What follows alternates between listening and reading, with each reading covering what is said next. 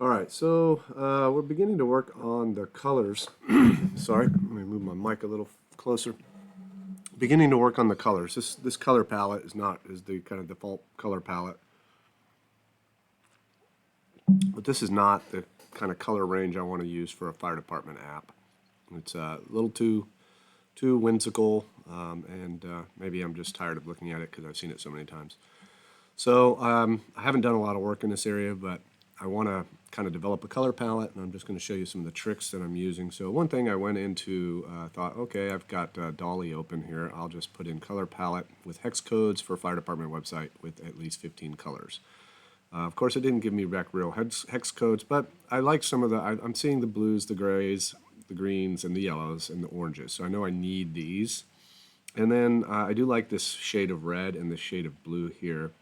And so if I want to get that, like what color is that? One way to do that, if you've got PowerPoint, is to go ahead and screen cap that and paste it in here. And then we can use, so I think I've got my colors here, but we can use our,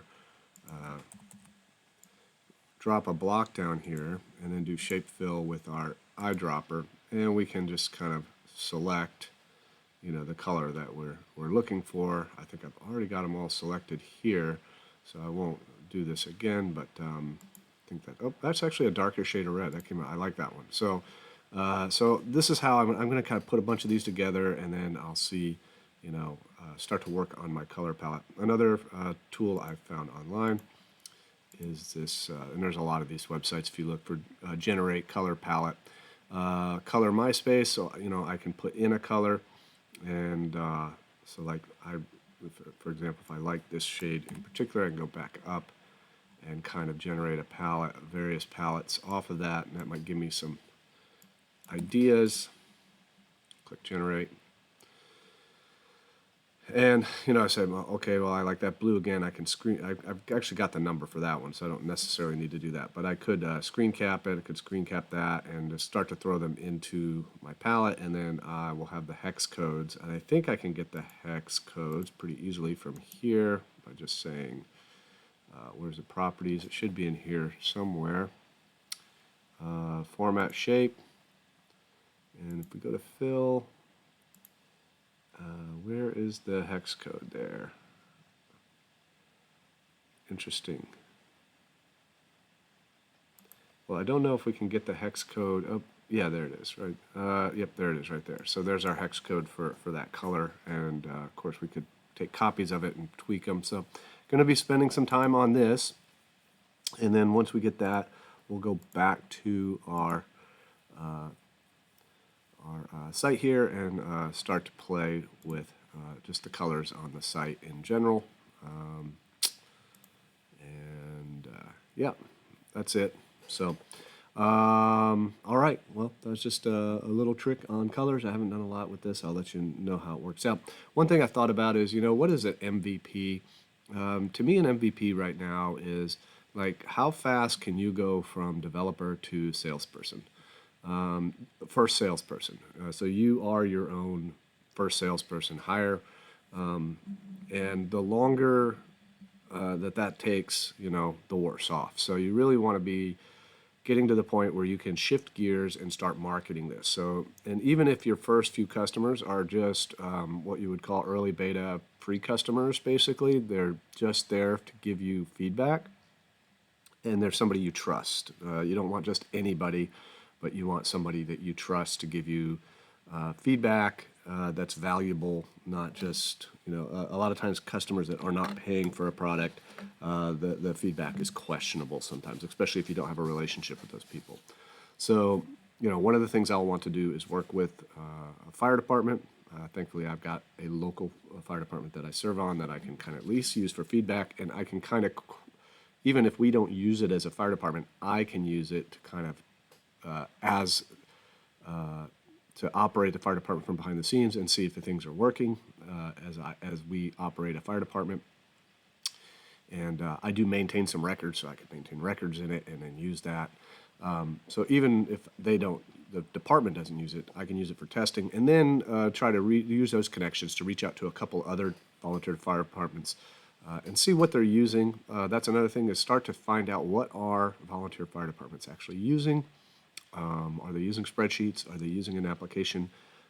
If they're using the application, what application? What does it cost? What are the features that they really use? How many features do they not use?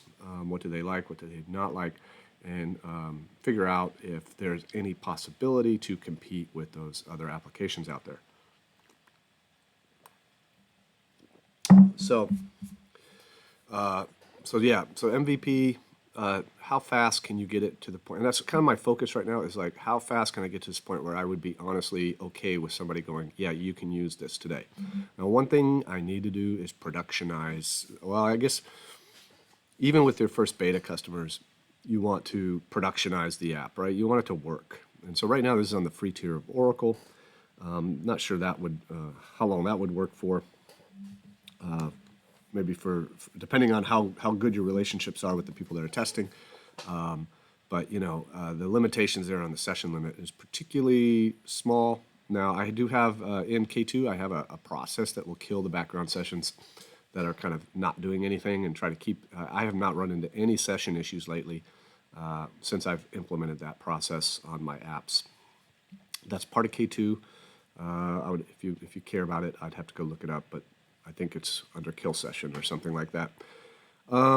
So yeah, the next thing we'll be looking at, like, how do we get this hosted on a service that has the version of Apex that we need, is a price range we care about, and maybe we self-host in AWS or something like that. I really would like to get it so as part of K2 that we can maybe provide you with the Terraform files or what have you, so that you can actually deploy to AWS fairly quickly, and you know what it's going to cost. Like, I've actually we'll get to a point where I can do some testing there and kind of say, yeah, for this level RDS Oracle, with this thing, it's $150 a month, and then start to build out the security around that and the backups and all that. So it's all kind of like you can deploy very quickly and get your app productionized, have a development workflow, all that kind of stuff. So it's all coming in the future as I have time. As I said, I'm going to be taking a full-time position and going to be